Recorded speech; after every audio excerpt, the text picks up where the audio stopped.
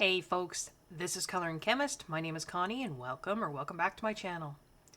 Day 11, November 2023 haul, 12 months, 12 days, 12 hauls, series of videos. So this is again just a little intro, something to look at here. Although this is an interesting book. This is a flower color guide and it's published by Faden by Derek and Michael Putnam. This is a book that's meant for florists, and what it does is it gives you really detailed close-up pictures of flowers without a background. So you really focus on the color of the flower, the shading. There's beautiful photography in here, and it's a thick book. You can see that. It's a small book. It's about the size of my hand, right? And it goes through, it starts with white flowers and then yellow. There's some pinks in there. Oranges, reds. It's a really, I've been using it for reference. So if I want to color a flower that's, say, more realistically colored, this is a lovely book. Now I know you can easily get reference photos online for pretty much anything for free. But I don't know, I'm a book girl. I really like having a physical copy of something in front of me. And I mean, it is just a stunning book. So it's meant for florists to be able to know the colors of flowers. And the really cool thing is in the back, I mean, it's got a bunch of, basic flower care and all this stuff in the back. But in the very back, it's got these little teeny versions of those photographs, and they're perforated. Now, I haven't torn them out, but I could. And what it's meant for is you can then take these little teeny cards. So there's, each card is only about an inch by an inch and a half, maybe. And if you were arranging flowers, you could put them side by side to see what looks good together, what doesn't. And then on the back side, it tells you the color and what it is. So it's got all these little cards in the back, which I really like tearing apart perforated things. I don't know why, I just do. And so there's a part of me that really wants to tear these apart. But I thought, what would I do with them after I did? So I didn't.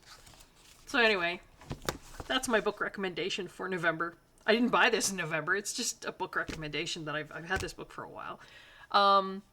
Sorry, this is kind of a long one. So again, the rationale behind me doing my hauls this way, pulled everything out that I had bought in 2023. I recorded these videos end of November, beginning of December, so they're not recorded necessarily, although the November one and the December one will be recorded at the end of December. The November one was recorded probably pretty close to the end of November, beginning of December. Yeah, just putting my hands on the supplies that I bought, reminding myself of what's there. A mindfulness exercise to just, help me to be content and grateful with what I have. I don't always have to be chasing the next newest thing. Having said that, maybe you might find some ideas in these videos for items that would add value to your collection. And I think that's maybe going to be kind of my, I hate to say it, my buzzword, my watchword, my resolution going forward into 2024.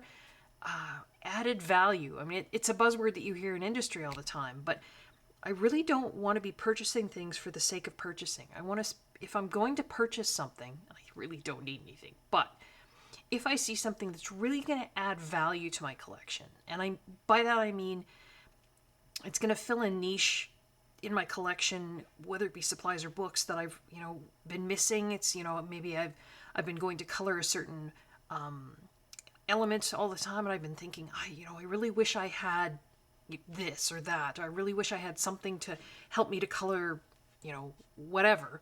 If I come across that, I'm really going to, think about it a lot before I buy it, rather than just, the old standby when you're stressed and when you haven't got time to color. It's a lot easier to just buy supplies, isn't it? I know, I'm there, I've been there, I am there. So 2024, I want to try and break that habit. That's kind of my goal in looking at these things. But also to share what I got with you guys. yeah, maybe you'll find something that really does add value to your collections. All right. Without further ado, I don't think I've said that in a while. We'll say it now. On to the November 2023 haul. So I thought we would start with supplies today. This is a porcelain paint wash cup. And this is by Miden. Not sure how you pronounce that. Put it up here. It was actually one of the things that Lindsay the Frugal Crafter had suggested on her gift guide. And so we've got, it's basically a wash cup. And I thought it was interesting. Bring the box here. Because it's heavy, right? It's porcelain. And it has Meden on the front there. I am a klutz. And I don't have a large desk space. So my concern is when I have a water bottle, or not a water bottle, a water cup on my desk, because I do have one of those plastic or silicone paint puck cups, but I always have a clean cup of water in addition to that, and I'm so afraid I'm going to knock them over. I'm a klutz, and I don't have a lot of space. But I like having the two compartments, because I like having clean water, and then I like having that paint puck to wash my brushes. And she had shown this one. It's nice and heavy. Like I truly, you'd have to work, I think, at knocking this over. I mean, you could, but you'd have to work at it. And then I got a package of just the paint pucks. And these all came from Amazon. And what you can do is there's like a little suction cup on the bottom. And so you just, choose your side, whichever one you want, clean or dirty on the right or left. And then you suction cup the paint puck to the bottom. And now you've got, it's pretty on there. Now you've got, your paint puck cleaning ability without having to have, that separate paint puck jar on your desk. The only thing this doesn't have that paint puck jar does have, it has, and hang on, I'll just grab it for you so you can see what I'm talking about. Okay. So this is what I normally have. I normally have this paint puck jar, brush washer. And so these are all silicone, right? This can come apart completely. So you can take it apart. You can put this through. Actually, you can put all of this in the dishwasher. And then, the silicone just sort of slides back on. Slide it back on the bottom. You can see I've got staining in the bottom there. I mean, it will stain. Kind of can't stop that. But it does have this nice rest on the bottom. You can see that. And it has brush holders, right? So you can put your brushes in here to dry. Or just, if you're not using them, rather than let them sit in the water, because then, of course, you can have water soaking into the wood handle, right? Depending on. So I have this for cleaning. And then this is a Faber-Castell water cup, but it's collapsible. It's actually meant for plein air, travel painting, I would think. But you just pull, and it's a cup. But I don't know. The two of them together, yeah, I mean, it sort of takes up more space than this, because I don't know if you can see that comparison. So that's the edge of the sticky outy part in the paint puck here, right? And you would not normally have them that close together, at least I don't. This is not that tippable because of this bottom. This, I always just feel like, right, that's really tippable. Now, this also does have sort of a scalloped edge on top, so you can rest brushes across there as well. And I do like these, right? This is a good setup, and I've been using this for a while. But this is all in one. Like I say, you have to work at tipping this. It's nice and heavy. And I can just put one of these little paint pucks in the bottom. They came in a pack of 3. And then I've got clean water on one side and a wash station on the other. It's nice and deep. So yeah, that was a November purchase. I also got, this is sort of a jumble of things. They're all tangled together now. You might have seen a previous video of mine where I talked about the ProClick binding system and how much I liked it. But as far as I knew, you could only get black spines, which, I mean, it's okay, but they weren't that pretty. But I discovered in November that if you got some of these, they're just the metallic, kind of springy coil binding spines, as long as the pitch was 4:1, which means 4 sort of little loops to 1 inch, that they would fit in with the holes that are punched by the ProClick punch. So I will try and link all of those kinds of videos below. So the one where I initially talk about the ProClick binding system, and then I did do a quick video where I talked about finding these. So these metal ones came in 5 different colors. So we've got silver, white, gold, black, and blue. These, I like them. I like the look of them. But they're less useful in the sense that the reason I really liked the ProClick binding system was because it had these plastic, not really combs, but the binding you could open and close, which for things like swatch books is great, right? This is a more permanent option. Sorry, I had to pause there and cough a little bit. Excuse me. So these metal spines, once you crimp them closed, I mean, I guess you could pry them open again, but I don't know. It's not as easy as opening and closing. Now, these aren't the original ProClick spines. This is a different company. Rationale, I think was the company. But I discovered they came in different colors. So we've got clear, white. It did come with some black, which is the original ProClick spines were all black. Black, clear, white, and then pink, blue, and kind of a peachy orange color. I mean, not the greatest colors, but still some options other than just black. These are more cheaply made, I think, than the ProClick spines. They feel more cheaply made. They're also slightly longer, so which makes me wonder if these were meant for A4.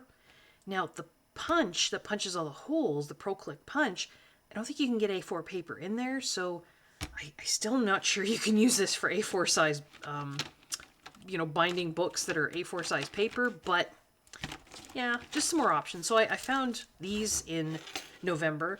These came in a box of 100, which I probably should have read the description a little better. No idea what I'm going to do with 100 of these, but I have them now.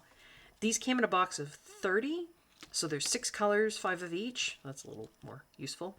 And I've tried both. I actually like the look of the metal ones more, and they're much more, they're smoother to open and close, but again, not really open and close as in, turning pages in the book. Sometimes with these ones particularly, the pages catch a bit because they're more cheaply made. I think there's just little bits of plastic maybe that weren't quite filed off. But even with the ProClick spines, it caught sometimes. But these you can't open and close. So, yeah. But I found those in November. I also grabbed another Melts colored pencil blender pen, just because even though the first one that I had is refillable, which is great, the nib is just a fiber nib, and it does kind of eventually wear down. So I grabbed another one of those. And I believe I stuck these on, maybe it was an Amazon, I'm not sure.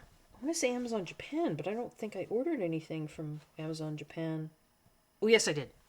I lied. I did have one more order from Amazon Japan in November. And so I thought I would try these Uniball Signo pens. I just thought maybe they were different than what I already had. There's a sparkling silver that I can't seem to find anywhere. And I kind of thought that was what this was. These were only 50 cents a piece, but that's not what this is. It's just metallic silver and metallic gold. I think they were 50 cents a piece. So I just threw them on the order. I mean, they're gold and silver metallic Signo gel pens. I think the ink is pretty much the same as like the Signo Broad that you can get. So, but for 50 cents a piece, I'm not too disappointed. I mean, I'll use them, right? Still looking for that Uniball sparkling silver, though. It's hard to find. One of my viewers had said that they, to do blending, would put water in this Schminke Aqua Drop liner. And so this is pen that has a really, really pointy, fine, bendy, like fiber nib on it. You can see that. And I believe it's meant to, you can unscrew this collar, and then it's got this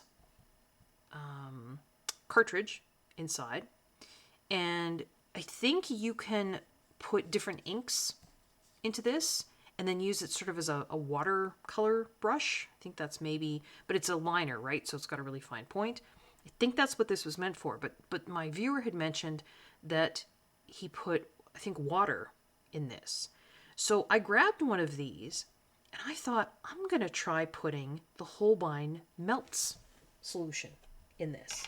Because, of course, you can buy, in addition to those pens, you can buy the refills.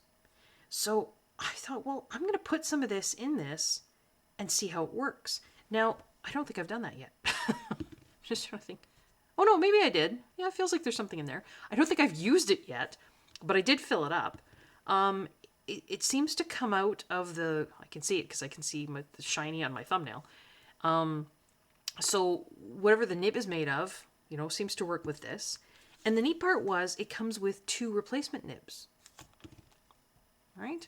So if this nib starts to wear, which was kind of the problem with the Holbein pen, although I love it, the blender pen, once that nib starts to wear, you're kind of, you're done. You're going to have to toss the pen. This, you can buy these nibs, these replaceable nibs. You can just keep buying them. So, I shouldn't have to throw this away. Just change out the nib, keep refilling it with this, and yeah. So I haven't had a chance to try this out yet, but I'm looking forward to trying it out. Both blending colored pencils, not all colored pencils, but quite a few. I did a video back in, oh my goodness, October, I think, where I looked at all the different blender pens and ways of blending pencils, and the Holbein Melt solution blends out watercolor pencils, some regular colored pencils, not all, but yeah, it's great stuff. So that wasn't November, but these 2 were.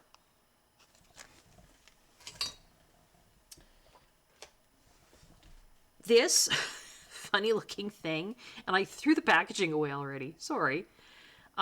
This was a little combo deal that was on Amazon, and it was a masking fluid pen along with an eraser for the masking fluid.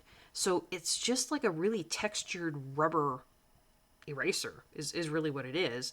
And now you can use your finger to get masking fluid off, right? Masking fluid is that kind of latex, I don't know if it's latex or not, but it's that rubbery stuff where you can paint it on, let it dry, and it allows you to, do a background right next to, say, a really intricate edge of the illustration and not get your background. So you're doing, like with a blending brush, and you're doing gelatos or something like that, and you don't want to get your background color onto that really intricate edge of the illustration. You put the masking fluid down, right? It keeps the whatever you're doing away, and then you rub it off, and then your illustration is still, as white as the paper was.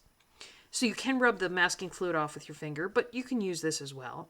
Now, this was a package deal, and I got the eraser, and it came by itself in an Amazon envelope. And it had it was like on a little card. I still have not seen the pen. And we're at the end of November. I don't know if I'll see the pen in November. I guess if it does show up in November, I'll do a little add-on to this video and show you the pen. If not, then maybe we'll see it in the December haul. But I'm looking forward to getting the pen, because without the pen, I don't really know what to do with this. It's just here, so it's not going to go bad. But it's bouncy. It's rubber. So there's that. I grabbed this pack of gel pens, and this was kind of an impulse purchase. Did I need them? No. Do I need any of this stuff? No. But this is a Chinese company. And this was what they called Morandi colors. Morandi. They're not metallic. They're not glitter. They're just gel pens. But I thought it was an interesting selection of colors. Gel pens quite often are those really bright, kind of fluorescent-y kind of colors. But this was more of a kind of a pale pastel earth tone kind of palette. So there's 24 colors. I think it came with, yeah, it did, 24 refills. And I just swatched them out. Sorry, this might be a little loud.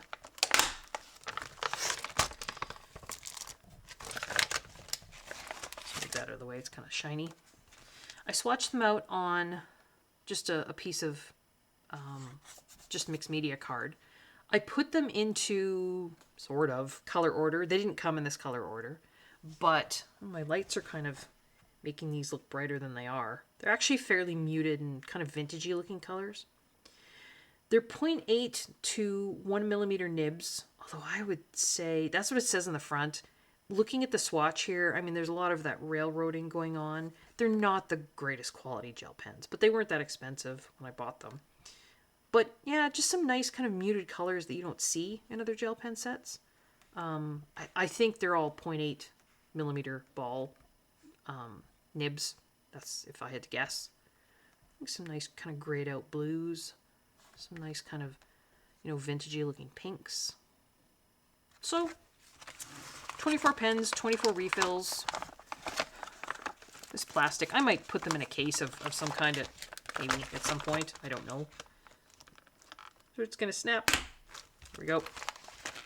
The company, Huju Gakko. I'm not sure if I'm saying that right. Sorry. But yeah, Morandi gel pens. So I grabbed those.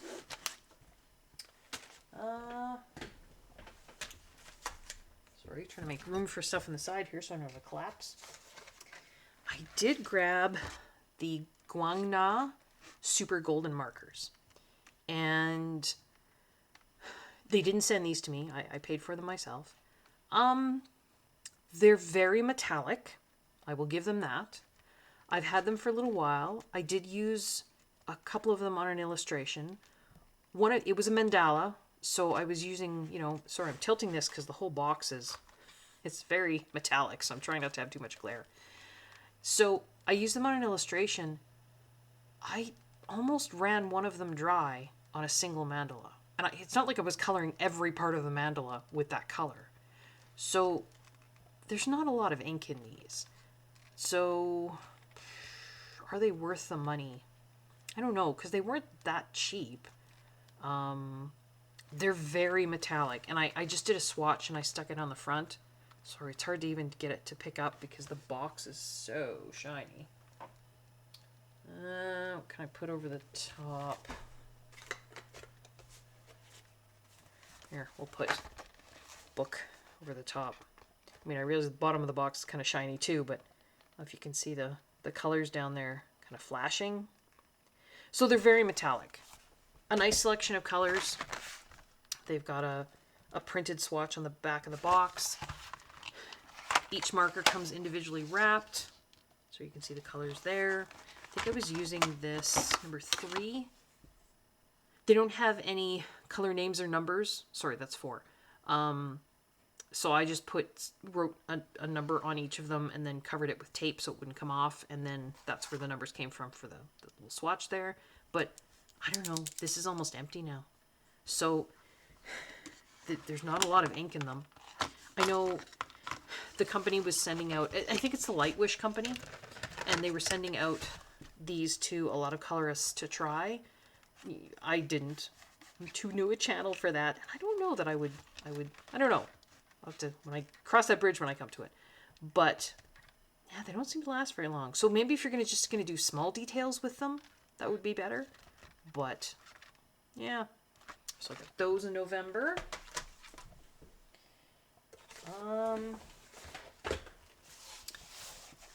These were really inexpensive, and I'm wondering if it's because A, there seems to be a problem with them, and B, I think they might be discontinuing them. Now, I have a set of ZSCM, and they call them dual metallic gel pens, and I bought them a couple of years ago, and it was an 18 set with 18 refills, and they come in a little case, and I have loved them. They are, well, they look like these. They're kind of a great big chunky pen. They have a great big 1 millimeter ball on the end, and I really liked them. They flowed well. They didn't have any color names or numbers on any of the pens, but they came with refills. Like I say, there was 18 colors. They came in a case, and yeah, I've been using them, and they last a long time. If we look inside, the cartridge for the ink is quite, if you can see that, it's quite thick. Right? There's quite a diameter there. So there seemed to be a lot of ink. Now, this is the same company. This is a 24 set, and it was pretty cheap when I bought it. It was like $12.99 or something like that. This is 24 colors, 24 refills, and a little case. But here's the thing. When I went to swatch these out, I don't know if you can see that. They're quite sparkly, right? They're all glitter. Some of them have that kind of dual metallic, like the Sparkle Pop pens or the Pentel dual metallic. Like this 13 is purple ink, but I can see some blue glitter in there. 21 is black ink with the red glitter. But some of them are just like 9 is red with red glitter, right? 10 is a very similar color. 11 is like a pink ink with like blue glitter. I don't know if the camera's picking that up or not. 15, 16, 17. These ones are numbered, which is different than the original set that I had. So there's numbers on the caps. There's numbers on the ink cartridge inside. And then there's numbers on the refills. So that's kind of nice. 6, I was really struggling to get to work. And 15, 16, 17, I couldn't get to work at all. And after I did this swatch, and then I went to use, I forget which one it was, maybe number 3, which was this one here, on a picture. I now can't get this one to work either. So I don't really know what's going on. For $12.99, I mean, I guess I got the case. And some of them do work. You know, some of them are quite pretty. But a little disappointed. I haven't contacted the company. You know, maybe if I did, I could get a refund, or I'm not sure. We'll see. We'll see what I decide to do. But yeah, this is the ZSCM company. Like I say, the 18 count set that I got in the past has been great. I've had no problems at all. Every pen has worked. It's just this 24 set, but this was less expensive than the 18 count set. So that was also November, and then the only other supply I got in November is this fun little thing. This is from Etcher, which is, you know, it's a good company. It's good quality. They make the paper with the sketchbooks, right? This is a palette. It comes in this adorable little box. And then this adorable little tin. And it's a travel palette. It's not paint. It is a ceramic. There's actually 2 palettes in here. So this is what they call their mixing palette. So I'm just going to tip this upside down.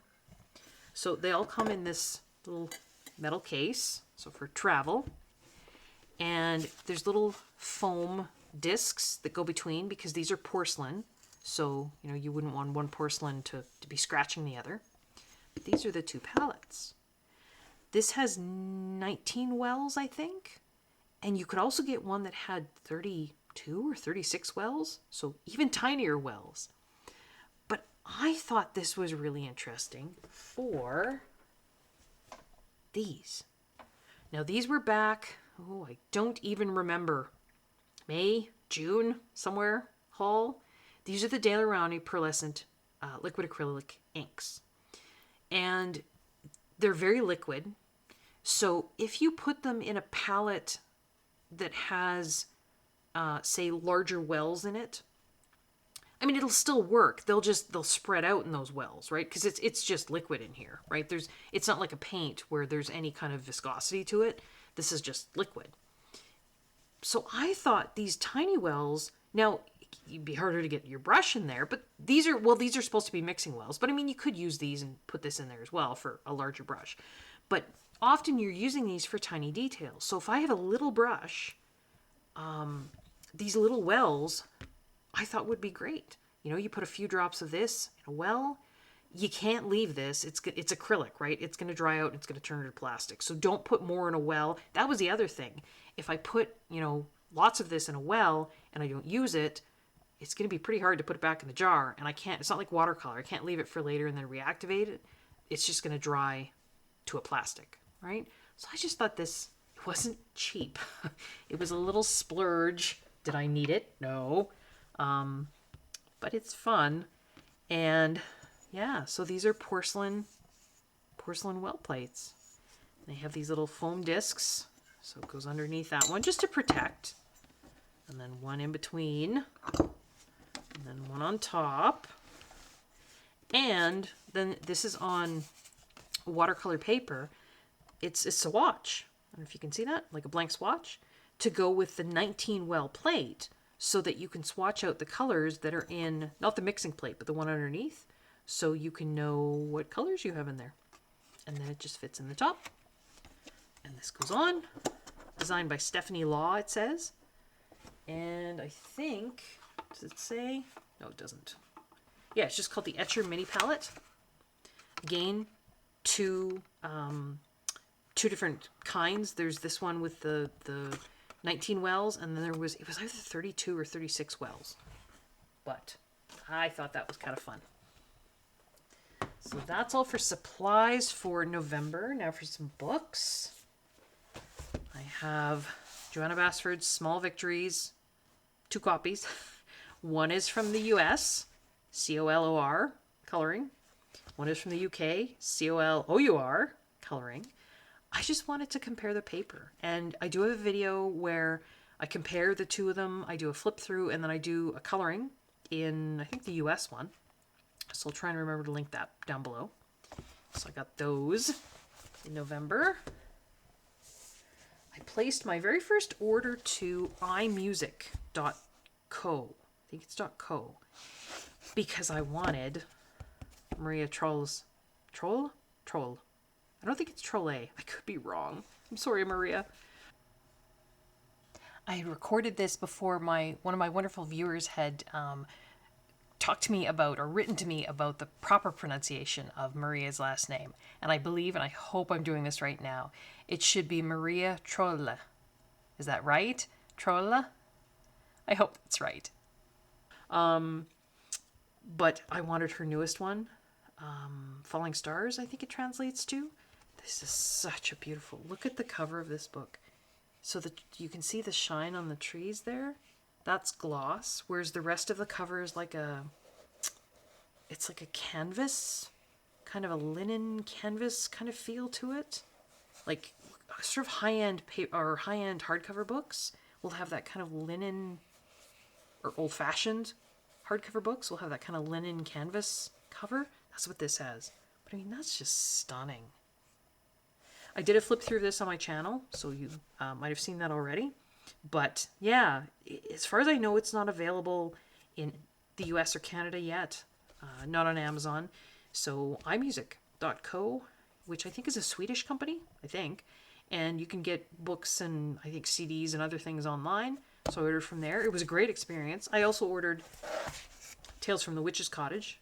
This is only my second Hannah Carlson book, so I thought I would grab this as well. They came in perfect condition.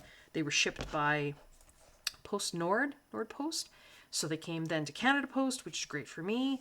Yeah. So if you ever, I'll try and link down below iMusic. If you ever want to order books, particularly the Swedish books that, you know, maybe aren't available in Canada or the States yet, I thought it was a great experience.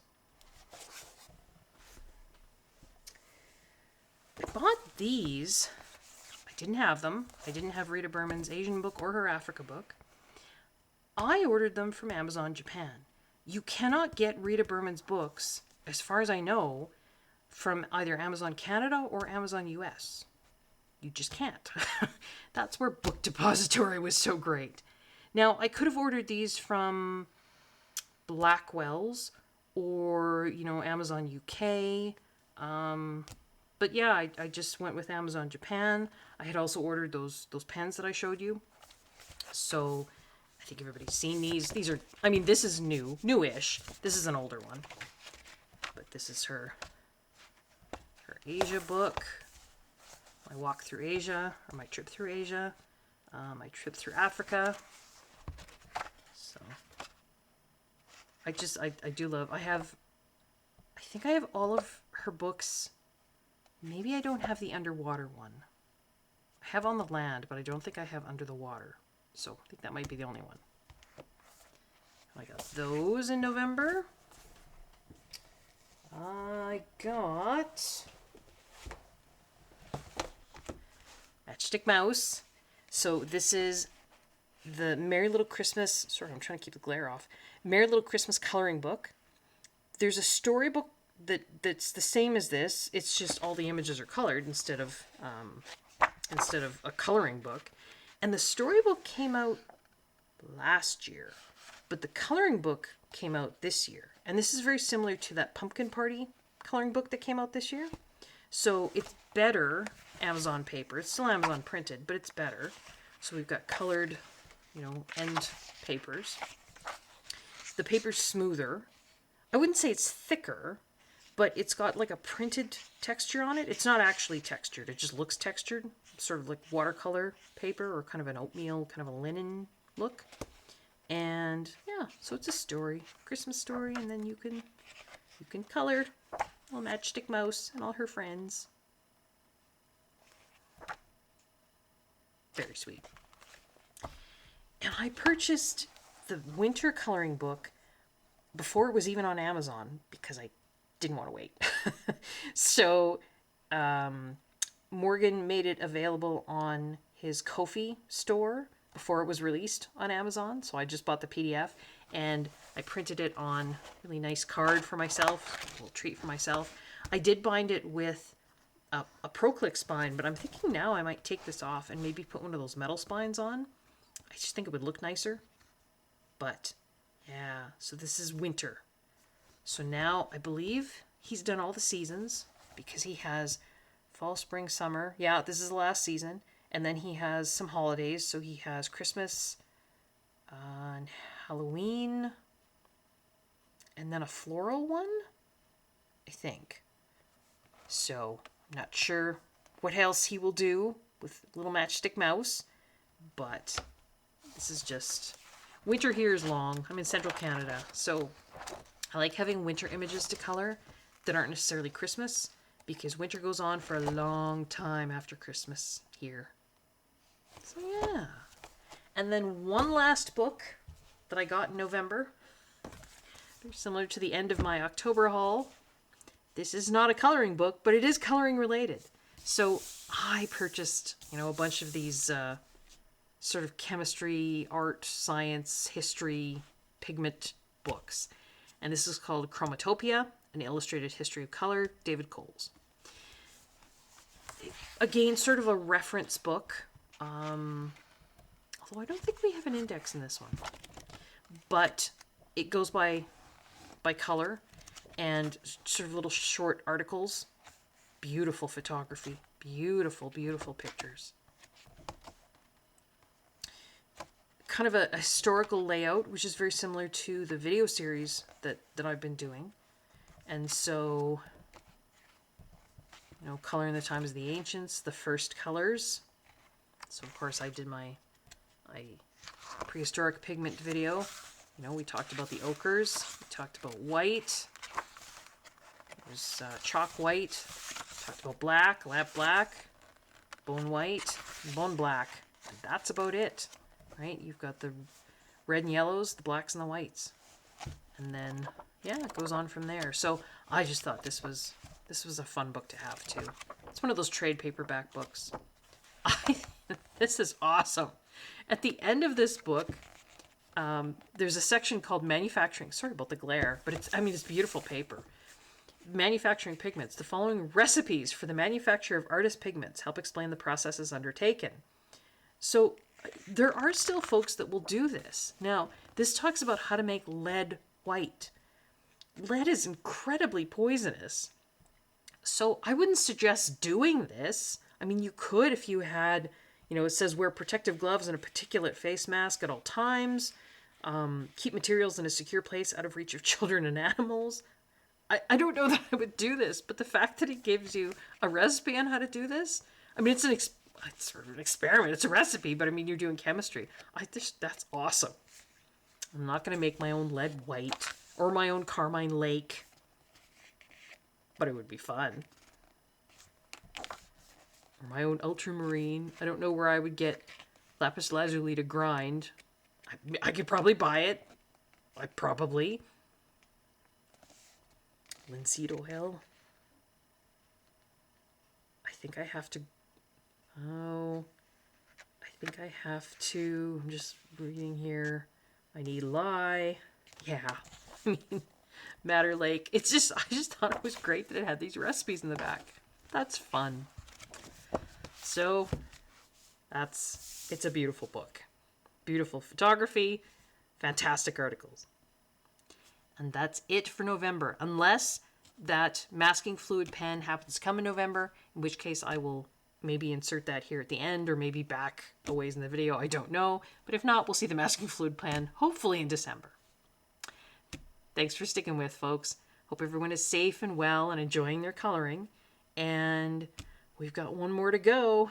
So I hope you join me tomorrow for day 12, December 2023 of my year-long 2023 Coloring Hall series of videos. All right, folks, take care. Bye-bye.